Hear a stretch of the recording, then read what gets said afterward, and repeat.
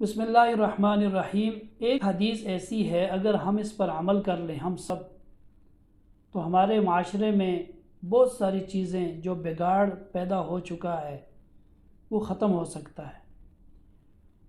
اللہ کے نبی صلی اللہ علیہ وسلم کا فرمان ہے وَلَا تَقَاطَعُوا، آپس میں قطع تعلق مت رکھو، وَلَا تَحَاسَدُوا، ایک دوسرے کے ساتھ حسد مت کرو، وَلَا تَبَاغَضُوا، ایک دوسرے کے ساتھ بغض مت کرو، وَلَا تَدَابَرُوا، ایک دوسرے کے پیچھے مت پڑو، وَكُونُوا عِبَادَ اللَّهِ إِخْوَانًا، اے اللہ کے بندو آپس میں بھائی بھائی ہو کر رہو۔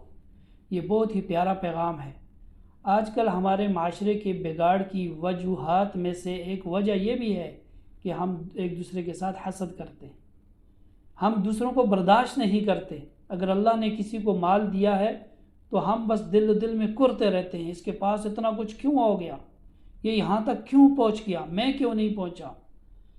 اللہ تبارک و تعالیٰ فرماتے ہیں نحن قسمنا بینہم معیشتہم فی الحیات الدنیا، یہ جو معیشت کی تقسیم ہے نا، یہ تمہارے درمیان ہم نے کی ہے۔ جب معیشت اللہ نے تقسیم کی ہے، کسی کو جو کچھ دیا ہے تو اللہ نے دیا ہے، پھر ہم بغض اور حسد کیوں رکھتے ہیں؟